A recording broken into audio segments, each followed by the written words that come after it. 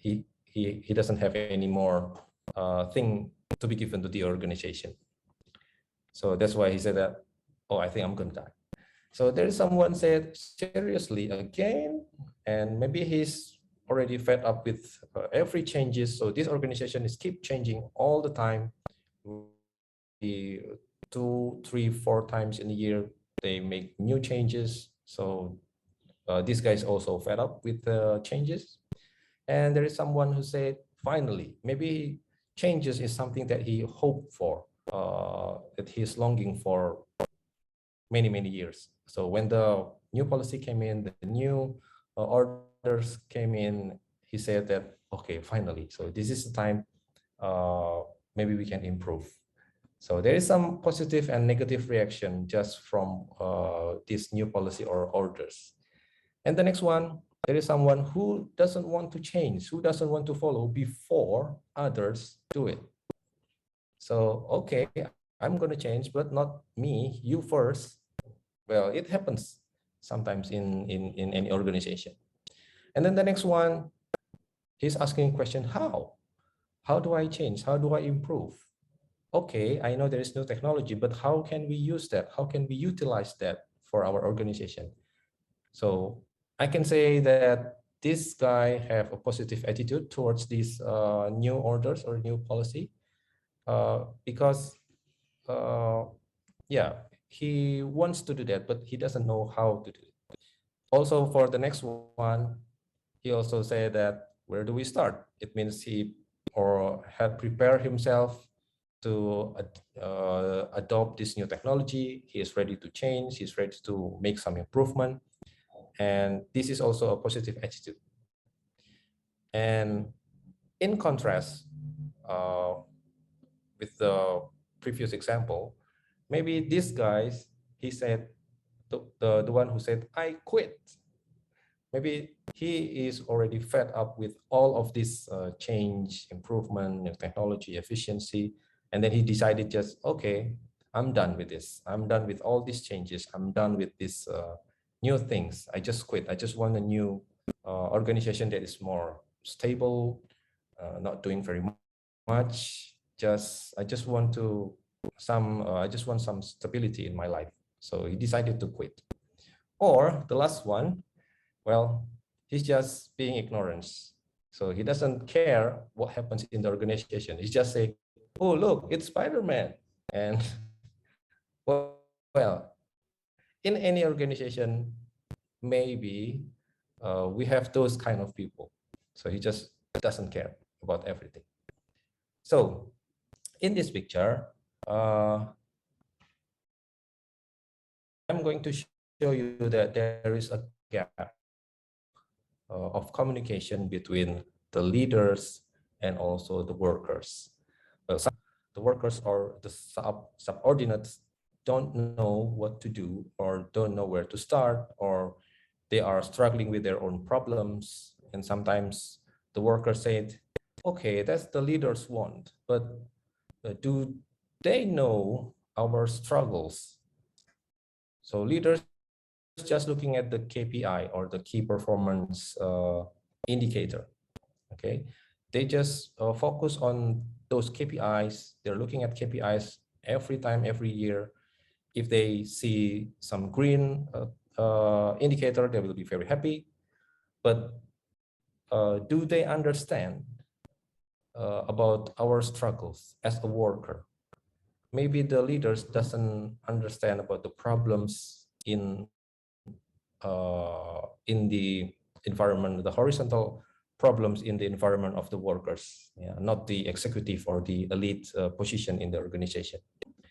So what I'm going to say is the leaders want something positive, changes, improvement. Those are positive things, new technology, efficiency. Those are good things for the organization. But somehow when they ask the organization to change, it will impact on the productivity of the organization. And productivity becomes problematic if the communication between the leaders and the workers is not good. Okay, so there will be operational friction, And also, if the operational friction is very, very bad, somehow the customer will be able to feel that, because the customer feels that, well, the service is not good anymore, or when I got complaint, nobody is gonna help me, or if somebody help me, then uh, somebody else asked me to do this, and then he asked us as a customer to contact another contact. Okay, so just never-ending processes or never-ending communication without the company able to help us as a customer with our problems. So there is a productivity challenge. There's also friction in the operational when the leaders want us, the organization, to move in towards into positive things. So, and now, why these things happen? So, I'm going to refer to Dr. Lu's presentation in our first session, yeah, in this program. So I think we are familiar with these slides. So there is a business environmental factors. So this is the external factors to the organization. There is globalization, customer demand, and then government regulation, and etc. And then how the organization will respond. So leaders usually understand the situation, and then the leaders will think about something, and they will also ask the organization to respond about these external factors. And there is no bad intention when the leaders ask us to change, ask us to improve some efficiency. They want everybody in the organization is survive. Yeah. And then on the right side, the decision support, and then supported with computer, and then also there is a business intelligence at the bottom. So this is the mapping of how organizations sometimes struggles with the changes around the organization, and how they respond in order to make the organization survive. Okay. Okay, now the next one is I'm going to show you what business intelligence can help the organization. Okay, so we have a lot of what features that business intelligence can help. But among these features, I'm going to focus on the last point here: reporting and monitoring key performance indicator. So if all KPIs indicators are green, okay, so then you may think, well, the business is healthy, the organization is fine, the revenue is fine because all the KPIs are green, okay. But have you ever considered how your team, your people, had sacrificed their family time to achieve those greens? Maybe the leader says that, well, congratulations everyone, our organization is good, healthy. But do the leaders understand that we are struggling with our lives just to make or just to achieve green all the time? Because when it turns into yellow or red, well, something bad might happen to me, to us as a team, or maybe to the department, or to the organization as a whole. Okay. And also another problems like horizontal conflict between the workers, between the employees, just to, well, in order to make those KPIs stay green. Well, sometimes there is some frictions between departments or between functions that might happen, yeah, just to keep those KPIs stays green. And then in contrast to what the business intelligence can do or can give you, but somehow business intelligence is only focused on data and only focused on local decision making. What do I mean with local is sometimes the decision is just for that particular function or that particular department. So if there's a problem in marketing division, then the leaders will take decision or make decision for that particular problem in that particular division, which is marketing. But how about in human resource division? What about in production division? So sometimes BI can only help the leaders focusing on those local decision-making process. And also business intelligence is not focusing on the end-to-end processes, or in our process mining community, we call it as process-centric, because they only look at the KPI, okay? If the KPI turns red or something bad with one of the indicators, they will say, okay, what's wrong with this? And then the leaders somehow never able to see or to uncover what is the real actual problem that happens within his or her organization. So based on this problem, we propose process mining to solve those type of problem until to help the leaders, to help everyone in the organization to be able to analyze until the root cause of the problems. So process mining techniques enable process-centric analytics through automated process discovery, conformance checking, and model enhancement. So what is good about process mining is we can analyze the processes, all the activities that happens in the organization in automatic way. So we don't have to do it manually. Okay. So, and this is the person who was coined the process mining for the first time. This person name is Professor Will van der Aalst, and he was in the Eindhoven University of Technology when he firstly introduced the concept of process mining, introduced the technique. And currently he's not in Eindhoven anymore. Well, he's just being a visiting lecturer for some times, but now he is already joined the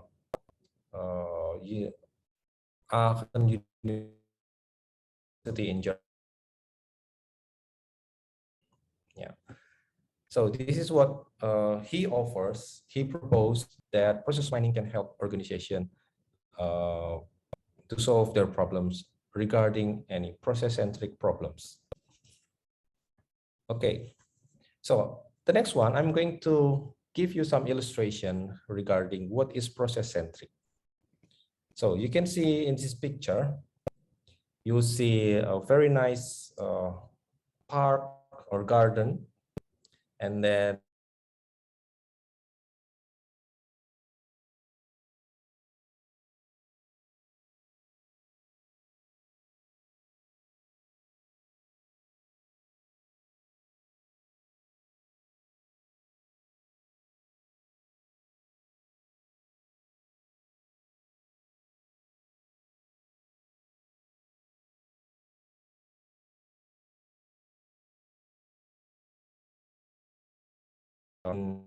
in any places. So in process mining, this smooth line, these straight lines, yeah, we call it a predefined process model or the happy path. So when you starting doing business or you are developing or doing startups, okay, and then you start thinking about the business process, how this business will work. So you will start by defining something like, okay, the marketing division has to start looking for new customers. And when the new customers came, what the organization can do to give their service or selling their products, okay? And then After that, you will think about what is the next process that this organization can do to make money. So you are starting to create a process model. So from one step to the next step, and then the next step until the customers feels that, okay, I've been served with this by this organization, and I feel happy with it, and that's why uh, I'm willing to pay for the service, or I'm willing to pay for the products. Okay, so this is the process model that you have defined, but somehow in reality, your employee do something like deviating those process model without you notice it, or without they telling you the truth. Okay, so this type of shortcuts uh, can be two sides. Okay, whether this some kind of efficiency, or maybe they're doing something fishy. Okay, so just do the shortcuts. Okay, let's do this all together, or maybe doing something bad like corruptions, or uh, avoiding any approvals from the superiors, or well, it can be anything. Okay, but somehow the leaders, or those who are becomes the stakeholders of these businesses, they don't know about this. They don't see these shortcuts, because it's a process. It happens within the organization.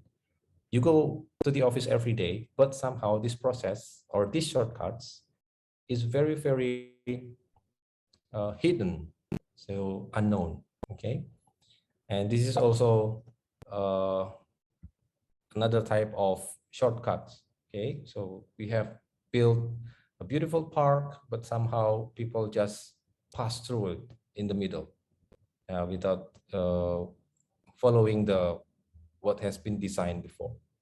So process mining will handle this kind of problem. So why process mining is very useful to help organizations' productivity? Because process mining uses reality data. So every activities, every phases, or every decisions, or every approvals that happens in the organization, it's being recorded by the system. So you can imagine this organization is already working with using information system. So every activities, every detailed activities within the organization is being recorded using those information system.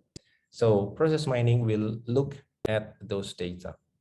So this is the reality data. So whatever activities, whether it's efficiency, or whatever the reason is, it's recorded. So process mining is going to use this data to be analyzed.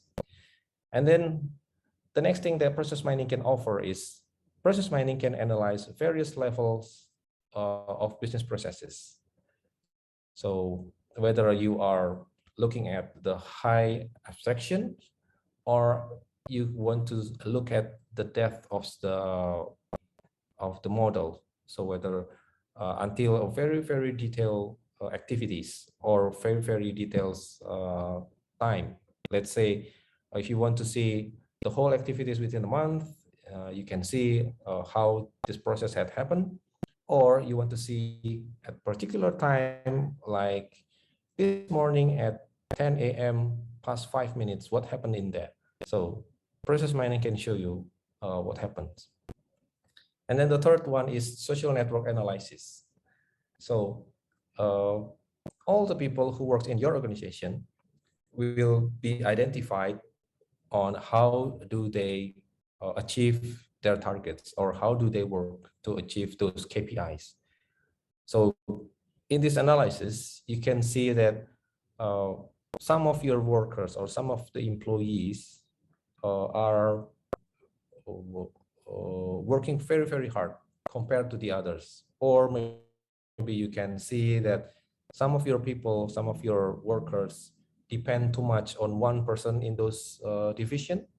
So let's say there's someone uh, who always does the job in that organization. So that's why when the new changes or when the new policies came in, he says that I'm going to die because he was already too busy with day-to-day operational.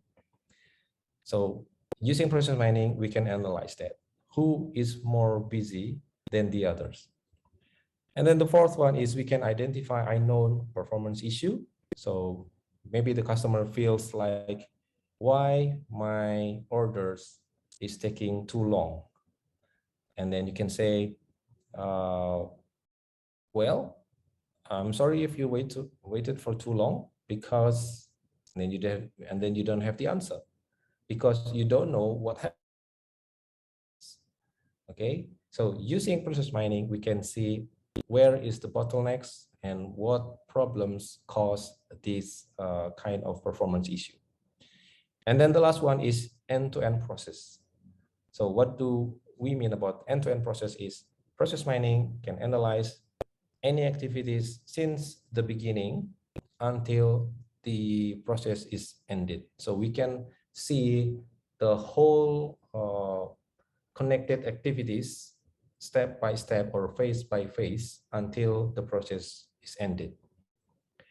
Okay. And now we are going to look at what kind of questions that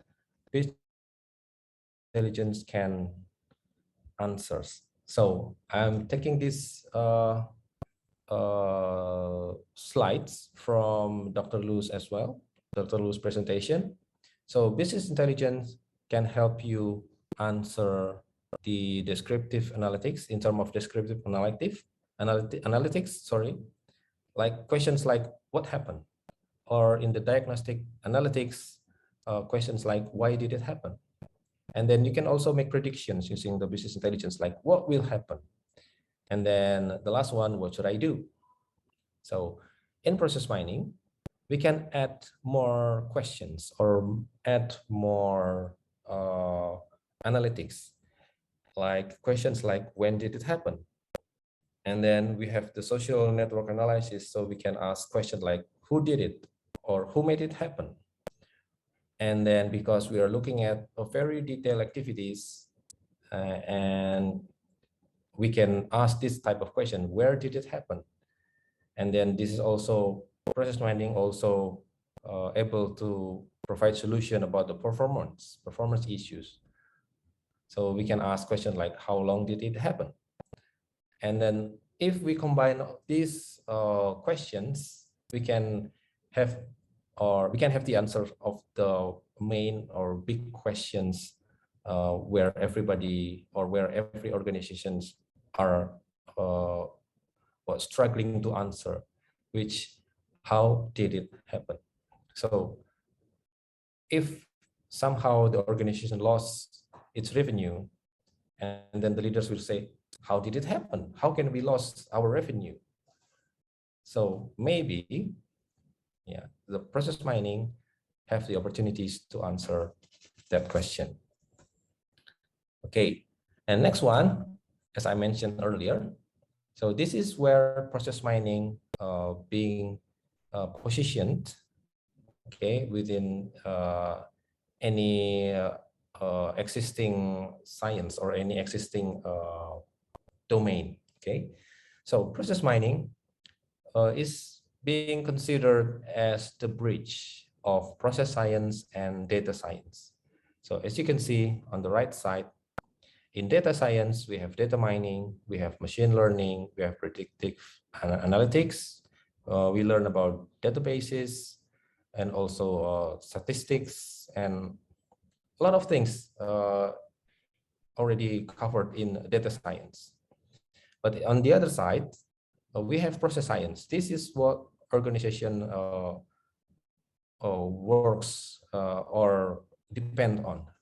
So we learn about operational management, and then we also in this process science also discuss about business process management.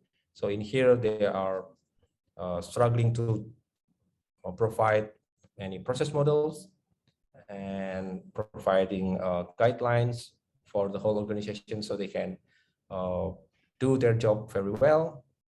And also in this process science discuss about process automation. So if you have a big company or a big manufacturers, you will think, how can I automate this process?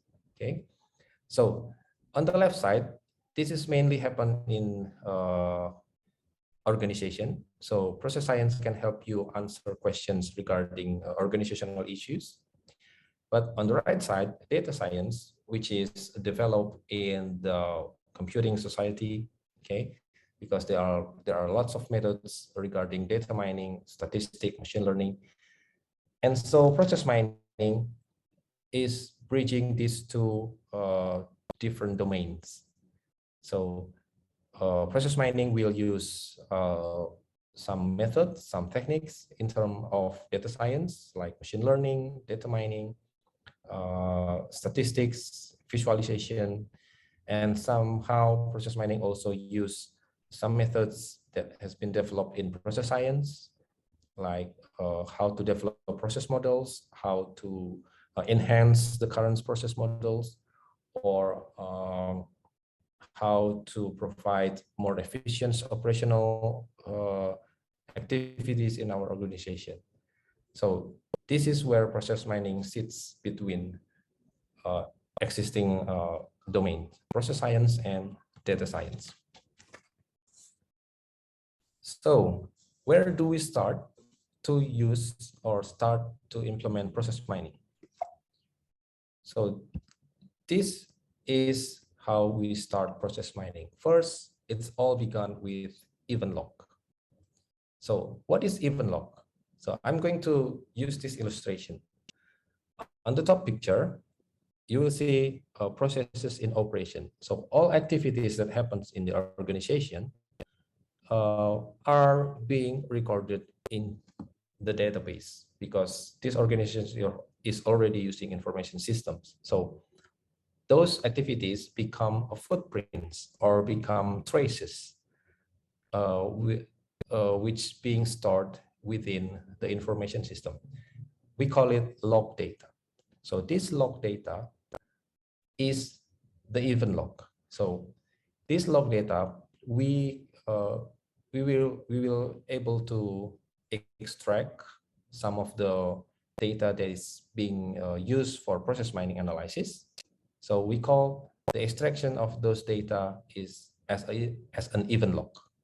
Okay, so this log data is this event log.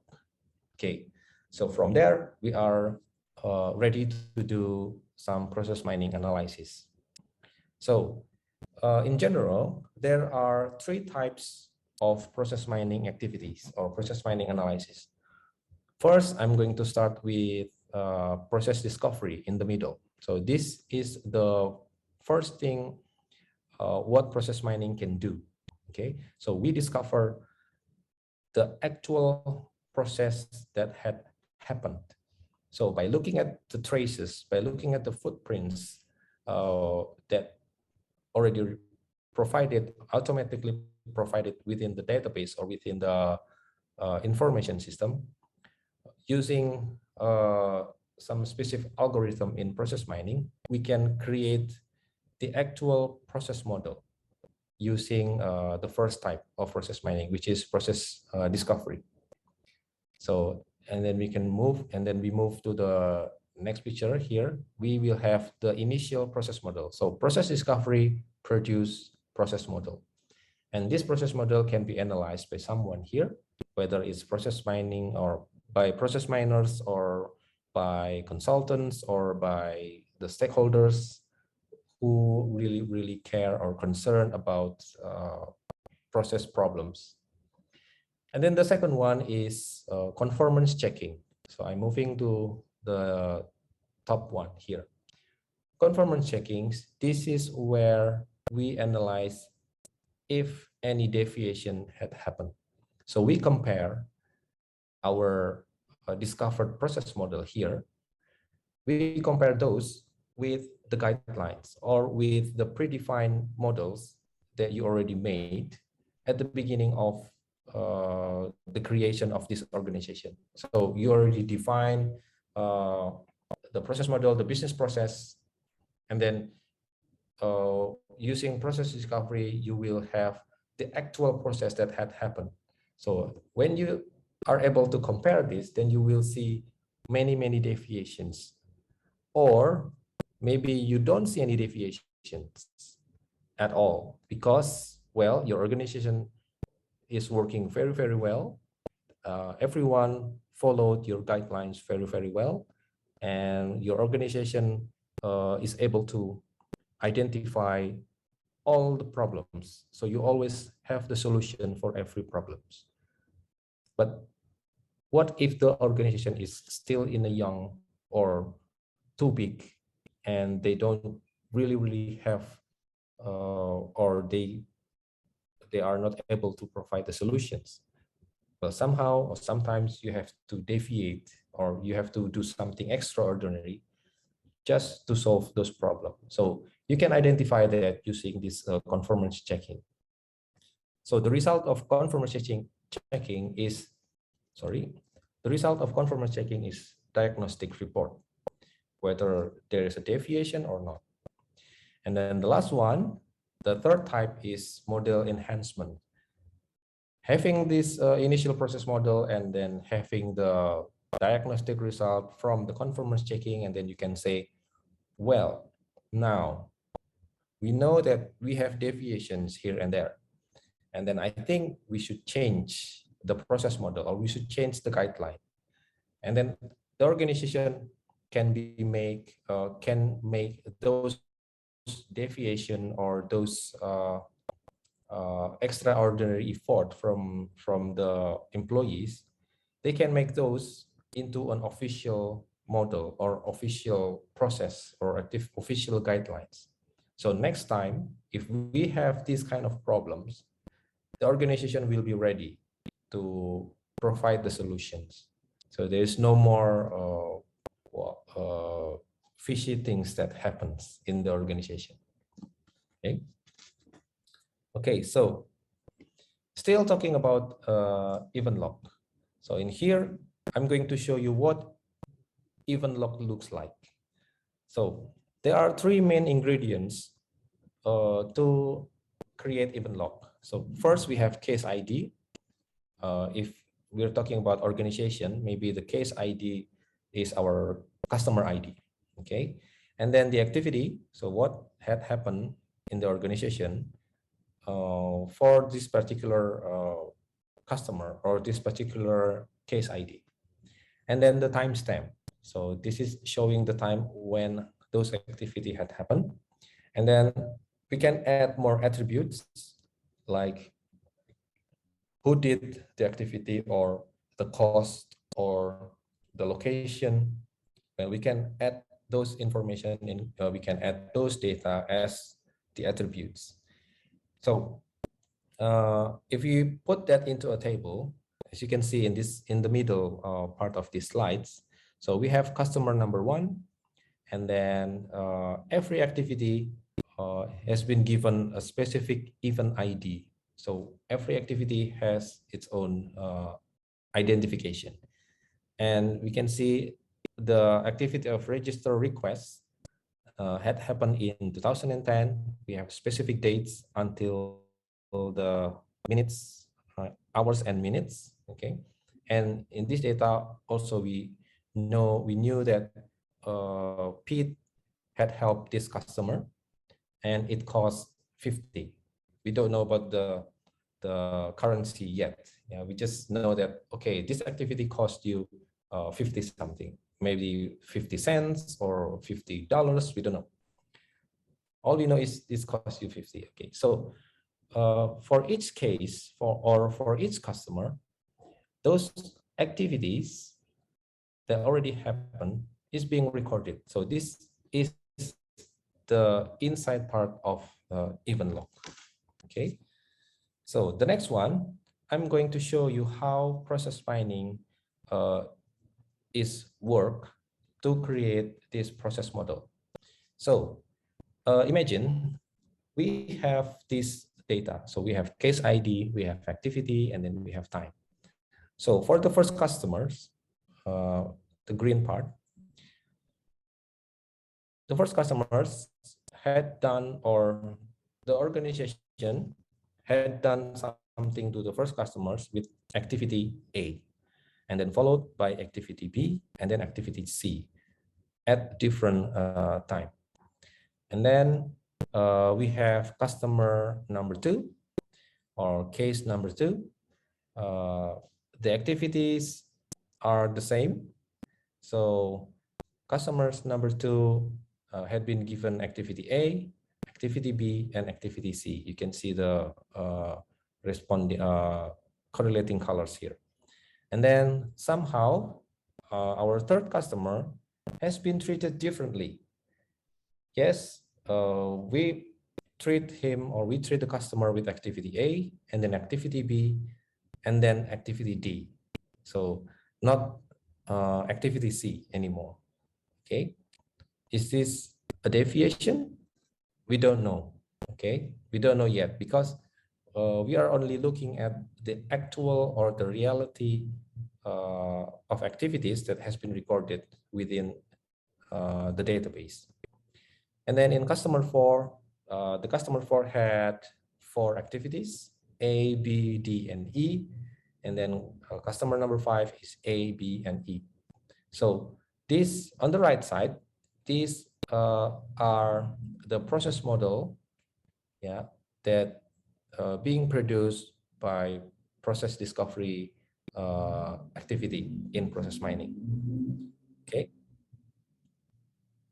And then at the bottom, we have variance. So variance is showing the sequence of activity, yeah, based on the what we call the group of sequence. Okay, so maybe we can say that variance ABC, yeah, in this data we have variance ABC. This activity of ABC had happened to 2 customers, which is customers number 1 and customer number 2.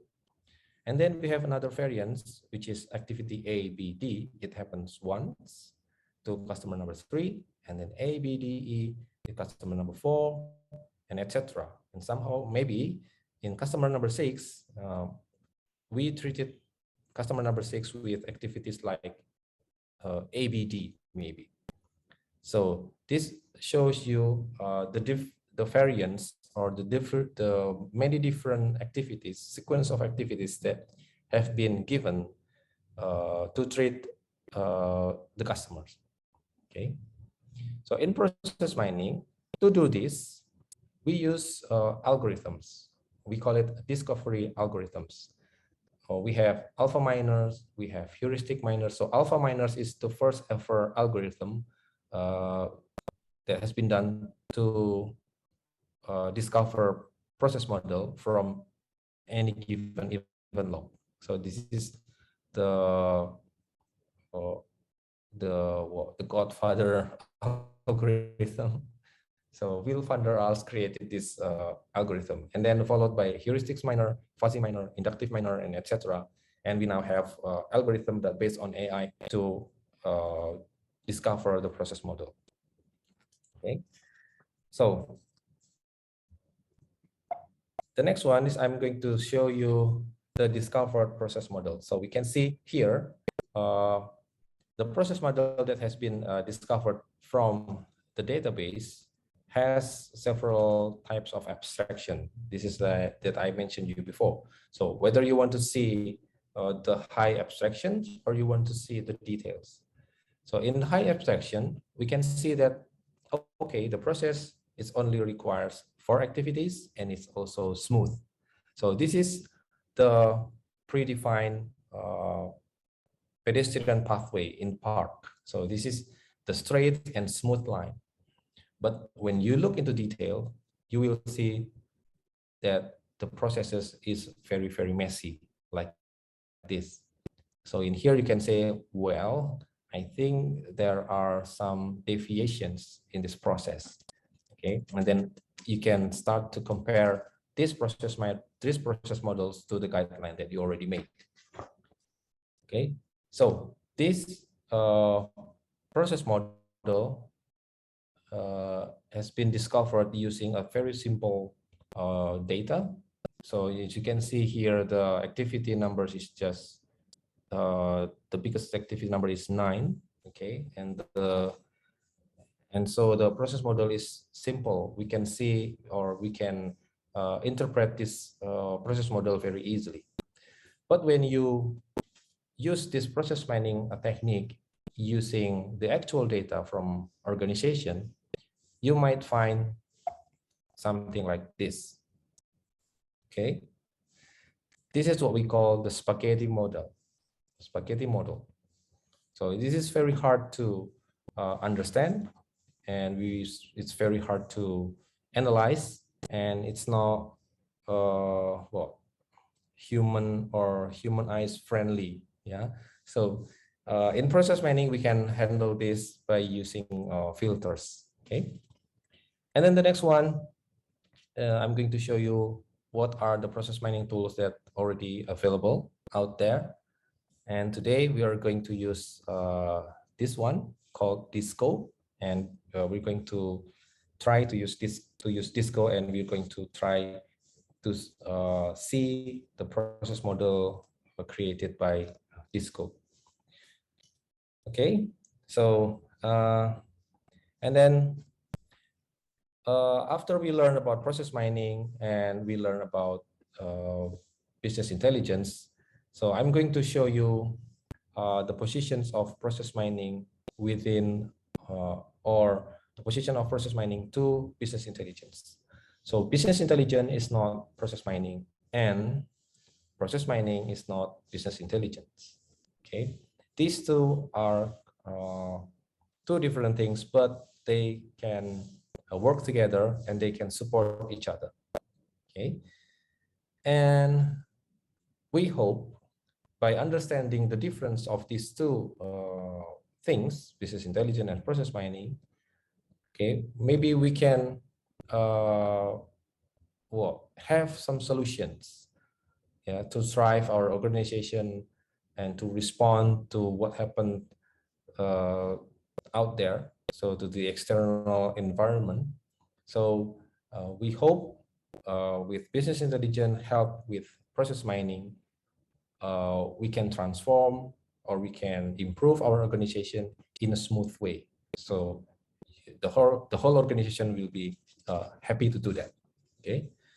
So the next one, I'm going to show you the group of process mining that I've been joined. So I'm very lucky that I'm joining a very inclusive community.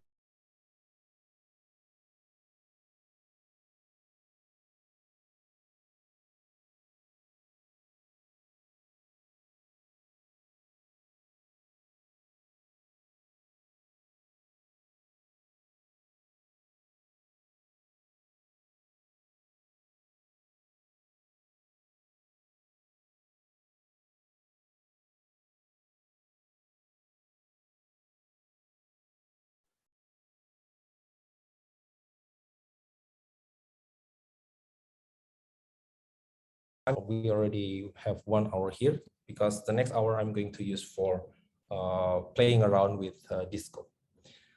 Okay, first one is a case where organization is adopting new application. So this organization is one hospital in Leeds, yeah. And then this hospital introduced a new features, yeah, new features called general practice. So the hospital can see patient record from the general practice. So in the UK, the healthcare system is divided into two different areas. First is the general practice. So this is the first contact when you have a health problem. So like A&E or like any uh, general practice doctor. So when you feel something wrong with your health or your body, the first person or the first point of care is from the GP. We call it GP, general practice. But if the GP cannot solve your problem or cannot provide you with the service or cannot provide you with the cure or the medicine, the doctors will refer you to the next level of treatment, which is in the hospital.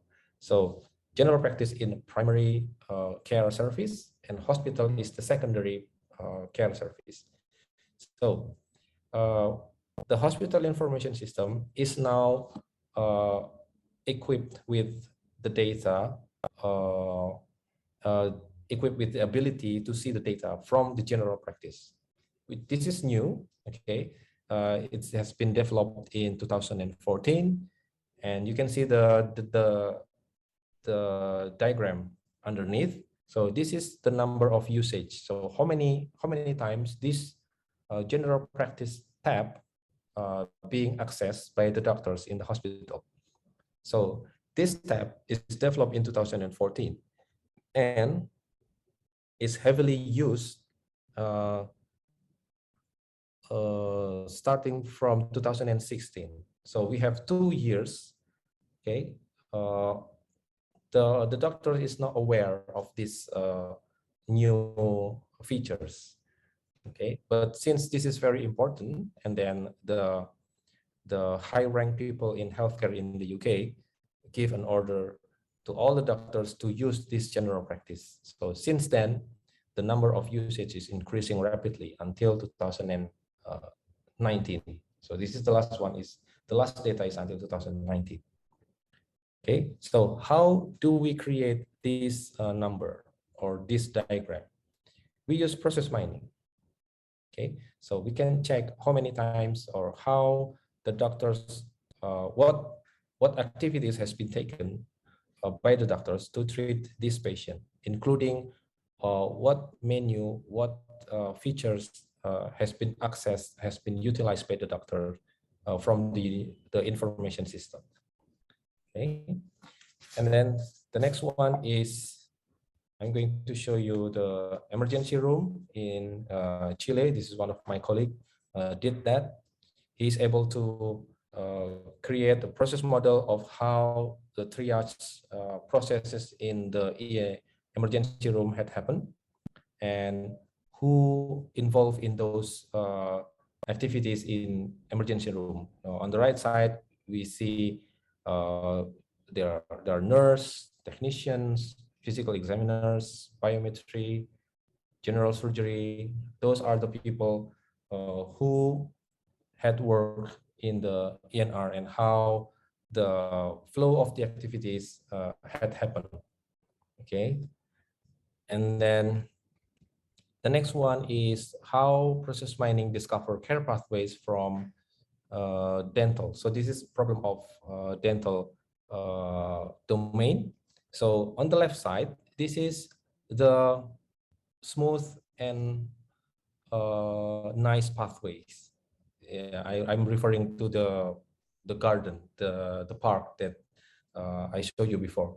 So the left one is the smooth and nice pathways, and the right side is the actual pathway that has been revealed by the process discovery activity.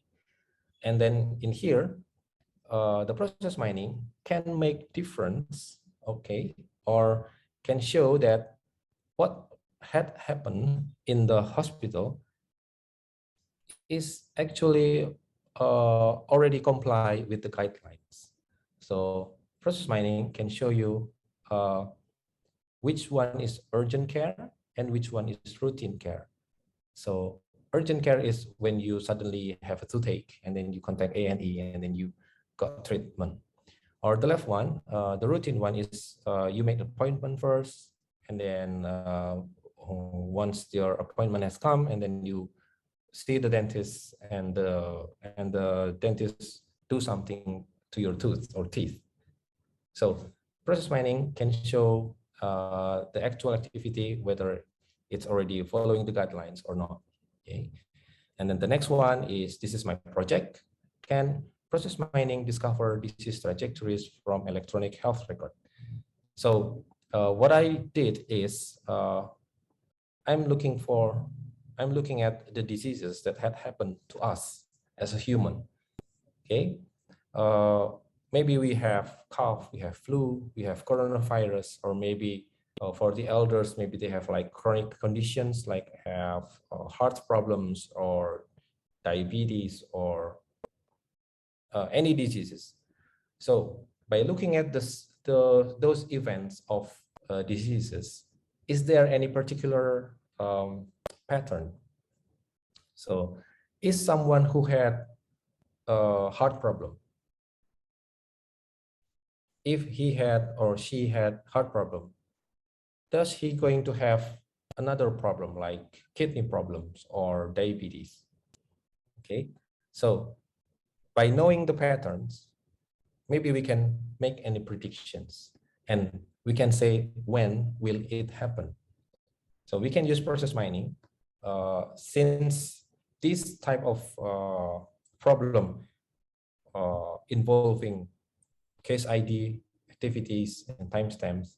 And timestamp is showing you the sequence. So if you have case or have problems that involving case and sequence, then process mining is available to help you with the analysis. Okay. And then the next one is very interesting there. So we can use process mining to analyze a football game. Okay. So this guy is analyzing the Belgian team during the World Cup. And then if you want to see the report, please, I already provide you with the links over here. And they show you an interesting result. Okay, so when people playing football, it requires case ID, which is the player's identification. And when people passing ball from one to another, it has sequence. So you have case ID, you have activity, you have sequence, then you can use process mining. Okay. Okay, so I think that's the topic that I just introduced to you. I already gave you the introduction of process mining and show you how process mining works and the example of what problems that process mining can be utilized. And the next one, I'm expecting questions from you. And after this, do we need to take a break for a while, like 5 or 10 minutes? Do you mind?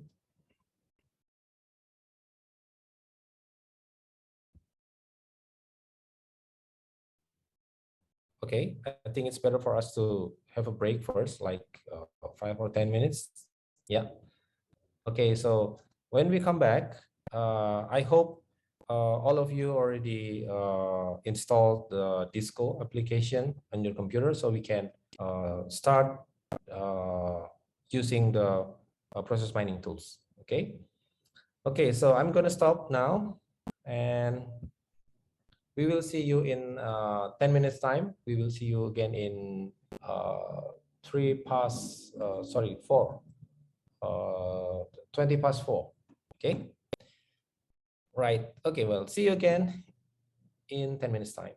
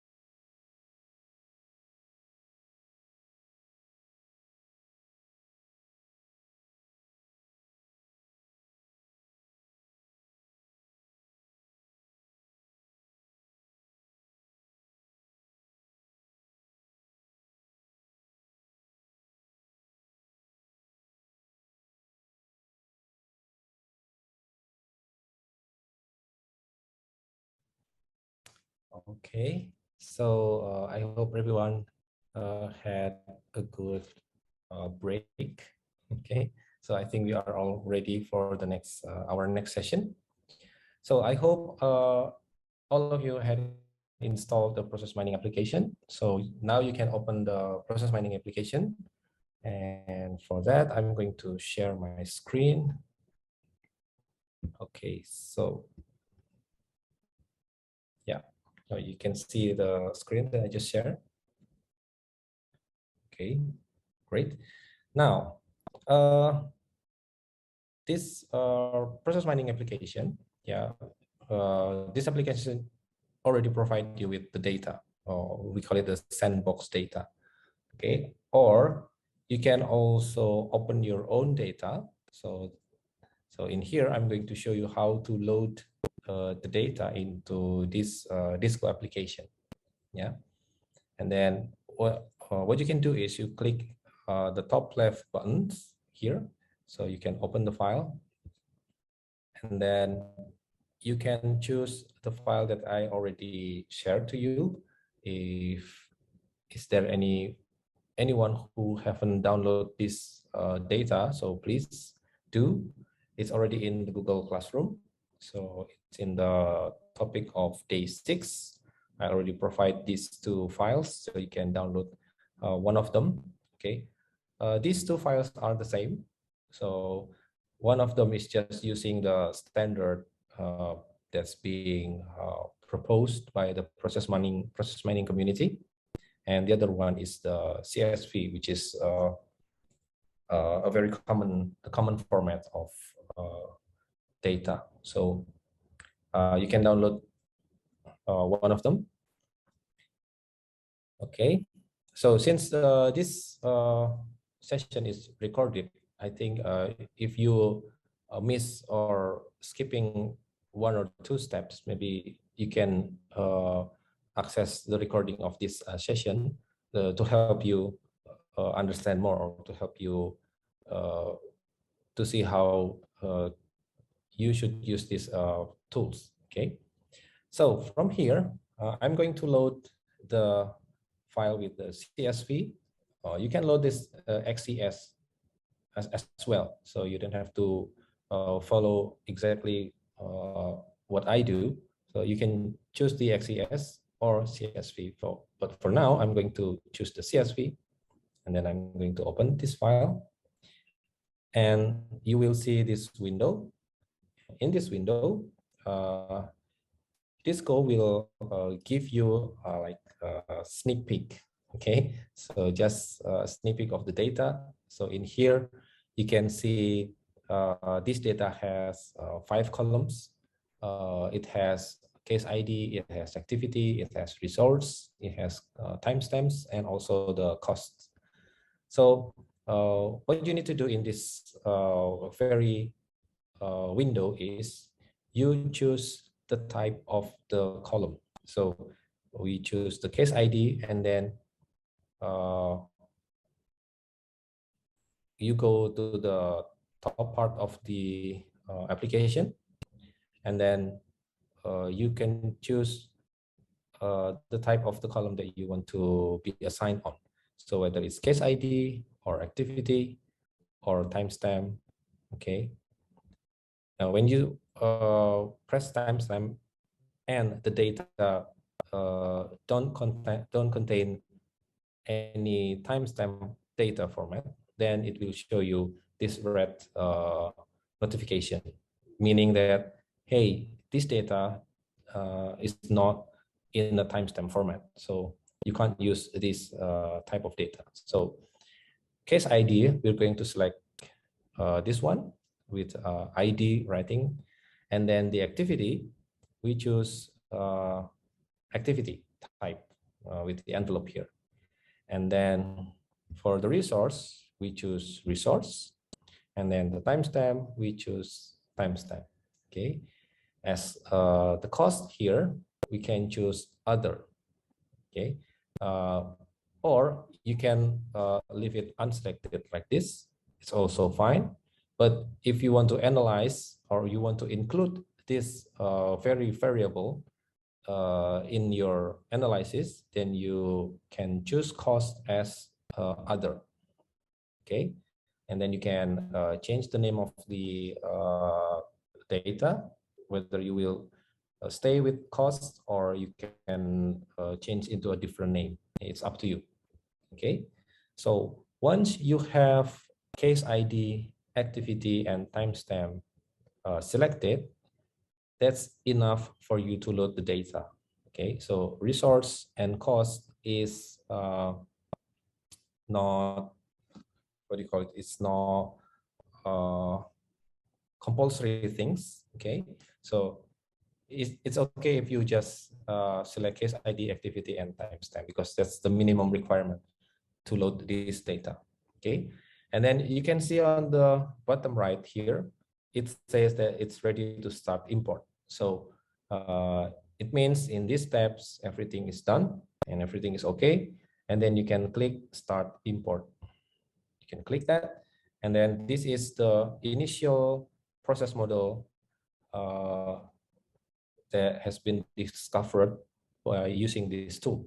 Okay, so process mining has so many algorithms, and these process mining tools, which is Disco, is based on fuzzy algorithm.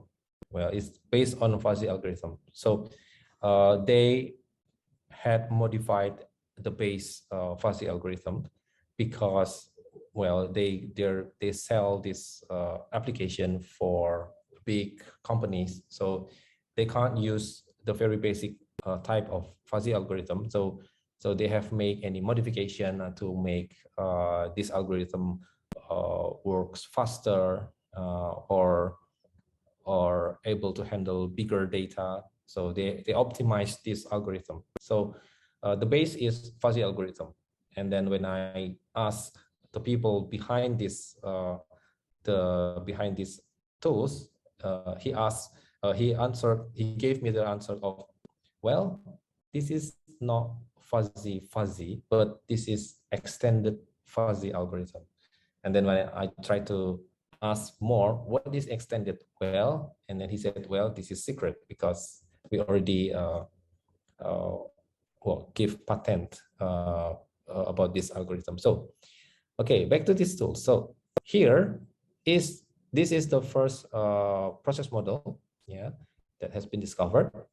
And then you can see on the top left, there is a zoom slider. So you can play around to the right and to the left just to see the level of the details, okay? And then on the right side, we have two sliders here. Yeah, on the right side, we have activities and paths. So this is how you are going to determine the level of abstraction. So this is like when you use Google Maps. So when you put everything on 0, okay, okay, I think this application needs to sometimes to load. Okay, you can play around using these activities and path sliders. Okay, so this is the highest level of abstraction that this process mining tool can handle. Okay, so 0 means we only see the highest abstraction. Okay, it's just, it only contains 3 rectangles and 1 arrow. Okay, so the more percentage you put, okay, then you will have more detailed process model. So it's like Google Map. When you zoom in, then you will see the small road or the small streets. When you zoom out, then you will be able to see the main road only.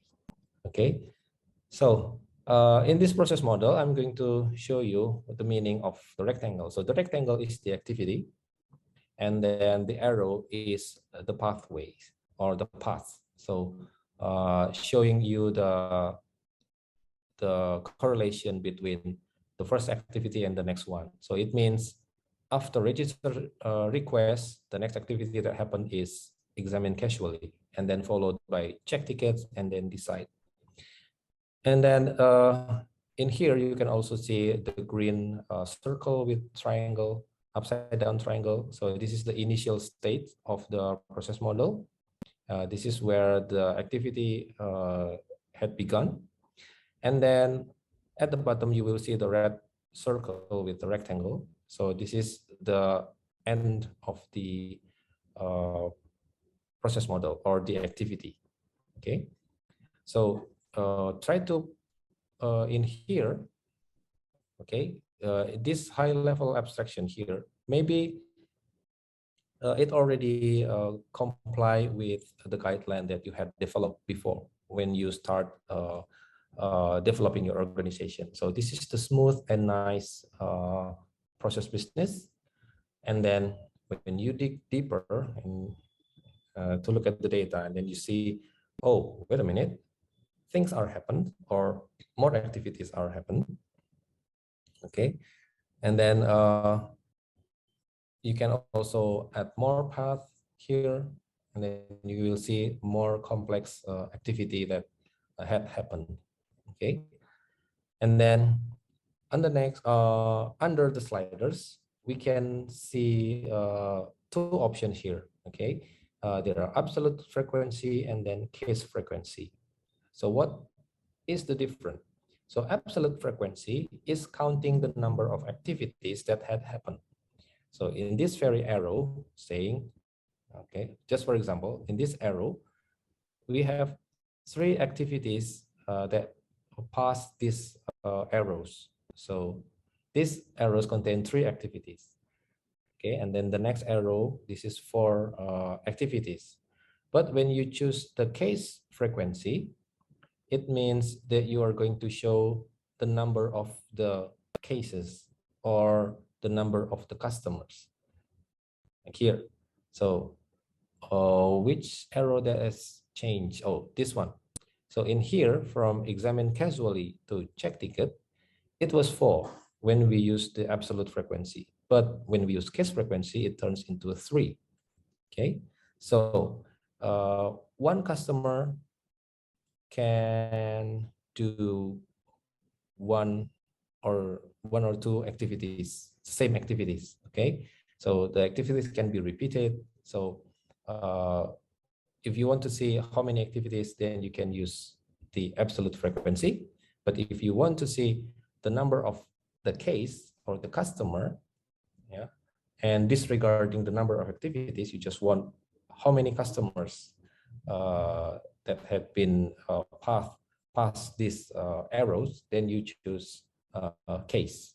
Okay, so it's a matter of activities and the person or the case.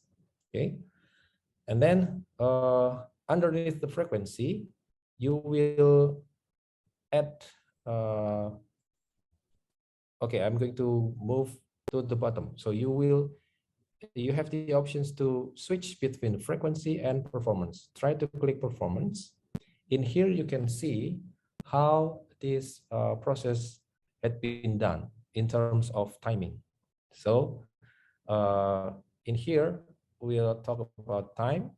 So we can see the duration between activities and the overall duration. Okay, the thicker the arrow means it took more time rather than the thin arrows. Okay, and then in Disco, you can also play the animation. You can click the animation and then play, and then it simulates the activity that has been recorded from the database or the event log. So and then you can make it forward like this manually, fast forward or backwards, or you can choose on the right side here, you can make it slower here, or you can make it faster.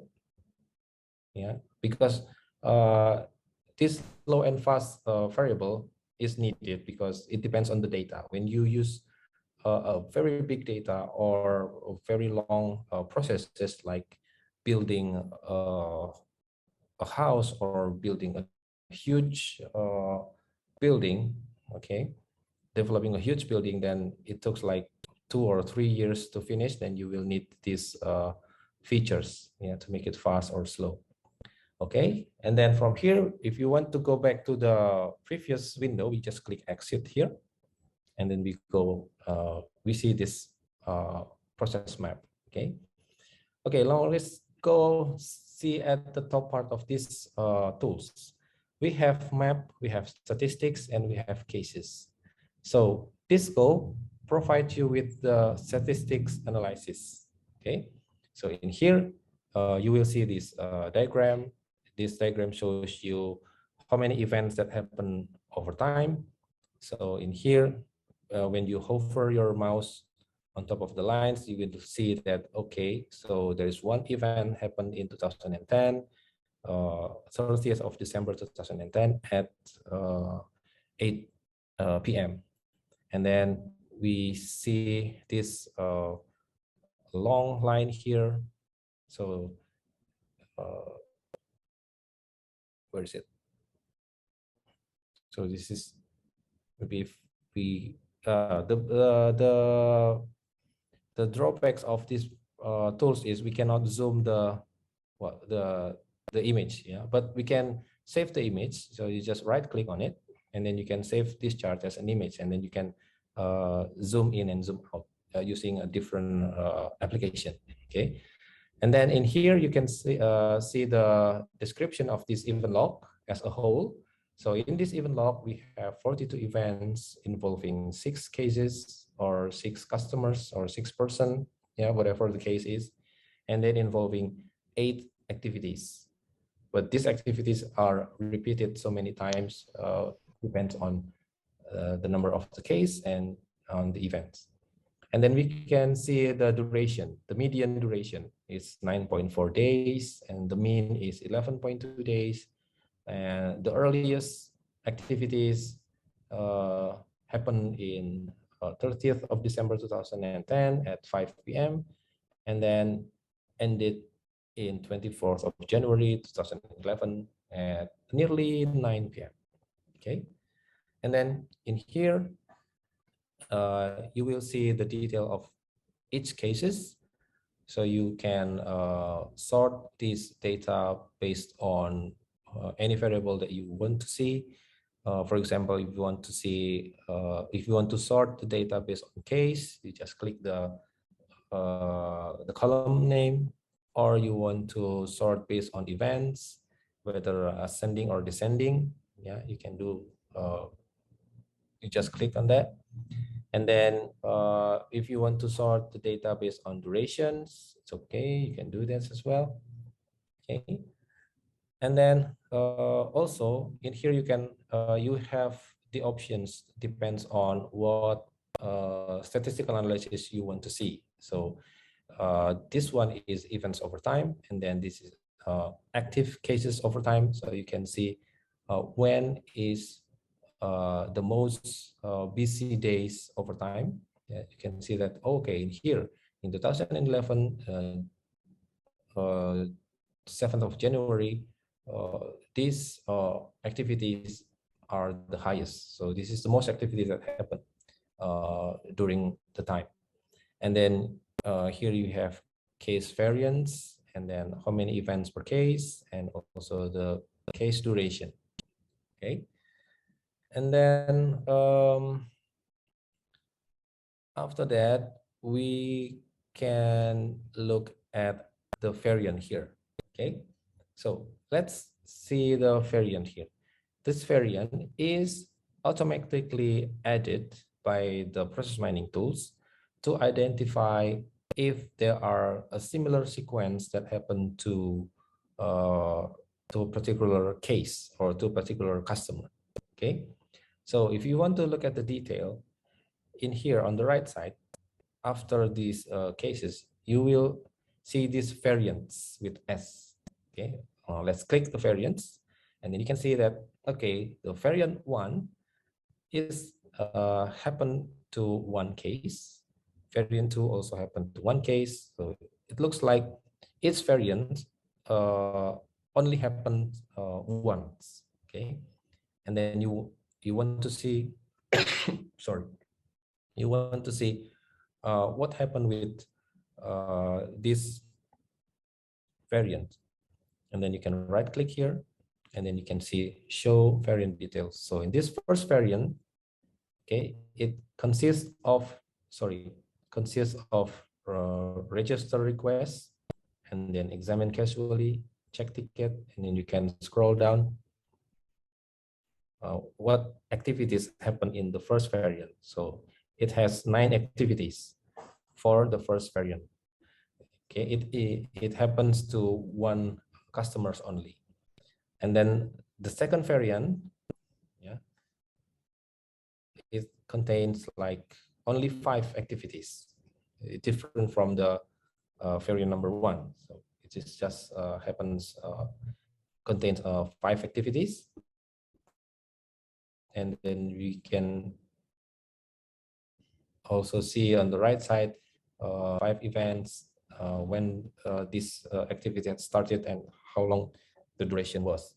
Okay, if there are 2 cases happened following the variant number 1, then in here it will show 2 cases. Okay, so each variant showing how many difference of sequence had happened. Okay, so and then the next one, we were in this statistics. Okay, and then if you want to look at the detail of each cases, you can select. Sorry, it's covered by the Zoom toolbar. Okay, so you can select the third tab here, cases. So in here you can see the detail of each cases. Okay, like in here we choose variant 1. Variant 1 happened to case or customer number 3, and then variant 2 it happens to customer number 2, and variant 3 happened to customer number 1, and so on. Okay, so this is the basic overview of how you use this Disco as process mining tools. Okay, now let's return to the frequency here. So in here, if you work with a huge data and somehow you are looking for particular activities, then you can utilize this search feature. Say that you want to look at decide activity. Once you type the activity name, then Disco will point out where the activities is in this map. So you can, if you want to see where exactly in the map, so you can just zoom out, and then you can see exactly where these activities has been put on. Okay, and then in here you can for your, once you did your analysis and then you want to make it into a report, then you can export all of these properties using this button on the bottom right. You can export. Okay, let's close this first, and then you can export this process models into here, this process map, and you can export the map as PNG or PDF or JPEG or etc. Or you can also export the event log, okay, as CSV or just CSV or XES or XML, okay. And then the next feature that I'm going to show you is you can filter the data. So this is, you can click, you see the bottom left button here. So you want, if you have a very big process model that is similar to the spaghetti model, you can filter out the thing that is less important for your analysis. So you can click this filter, and then you can start adding filter, whether you want to filter by the time frame, or you want to filter by the variations or the performance or the endpoints, attributes, follower. Say if you want to filters by attributes, and then we can select which variable you want to choose. Maybe I'm going to filter based on resources. I want to exclude the activity that has been done by Pete, for example.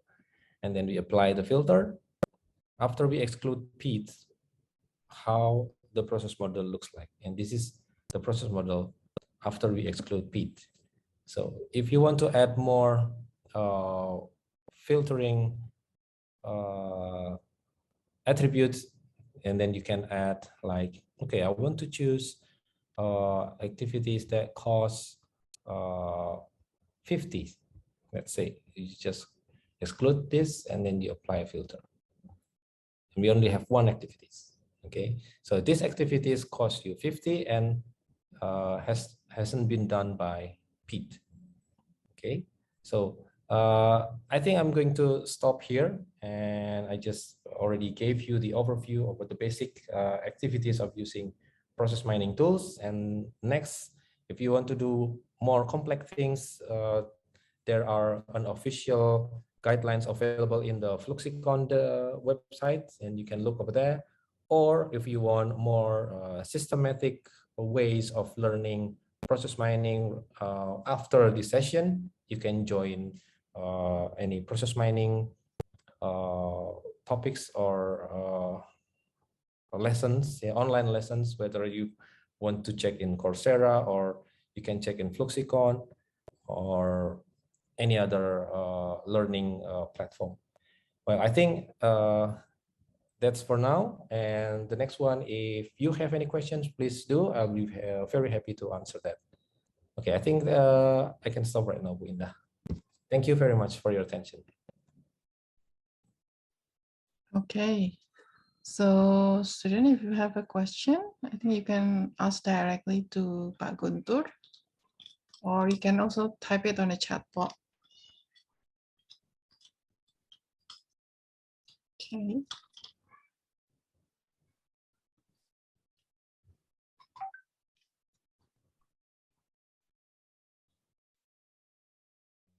Wait, is there any question for Pak Guntur first?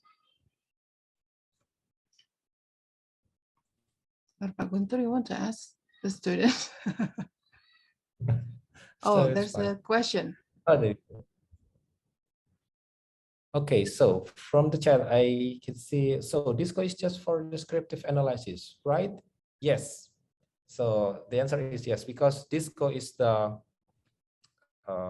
easiest process mining tools. So this is just, Disco is for the beginner, for a process miner to learn about process mining. So there is another process mining tools that is more advanced and being used by the process mining researchers around the world. It called PROM.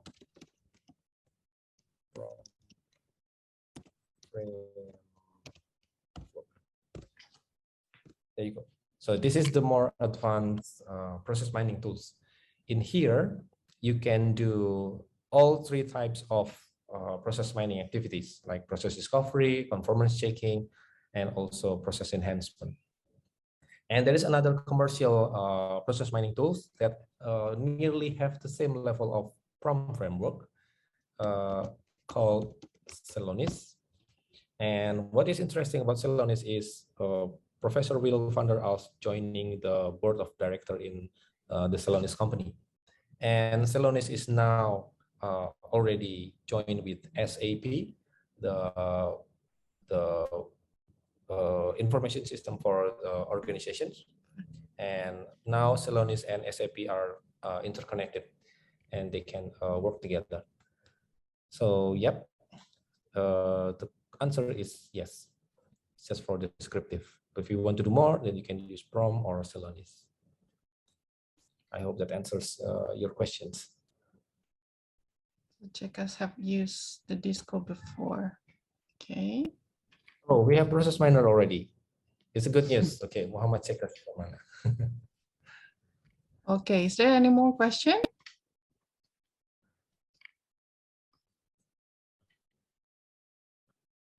Okay, from Could you share the Python. PDF in the room? Sure. Yes, I will Yes, we will. type that after this class. Okay. So if there are no more questions, maybe we can take a picture together, Pak Guntur. Yes. We'll be Okay, very so happy to. okay. Okay, student, can you please turn on your camera and we will take a picture with Pak Guntur for the session. Okay, thank you for you. Oh, check us if you want to discuss with Pak Guntur further. You can always contact him. With Pak Guntur, after this, you can share your email if you are not doesn't mind to contact by the student. I'll put my email in the chat box. Thank you. Yeah. There you Okay. Pak Guntur has email in the chat box. Okay. Thank you. Can you guys please turn on your camera? Thank you, Luke. And everyone. Okay. Okay, I will count to 3, yeah? Oh, okay, we will still wait for more students. Okay, thank you. Okay, thank you. Okay, Sena, you ready? Okay, Bu. Okay, I will count, yeah? And then 1, 2, 3, smile. Okay, one more time. 1, 2, 3. Okay, got it? Okay, so thank you so much, everyone. We will have another class in the 21st of March for the evaluation of meeting 5 and 6, which is the NLP and also process mining. And we will update you for the material on the Google Classroom. So I think that's it. Pak Guntur, if you want to say anything before we end the class. I think that's everything. I just want to say thank you, everyone, for joining this class. Hope to see you in the future. Okay. Okay, everyone, thank you so much. Good afternoon. Assalamualaikum warahmatullahi wabarakatuh. Terima kasih, Pak Guntur. Sama-sama, Bu Indah. Terima kasih.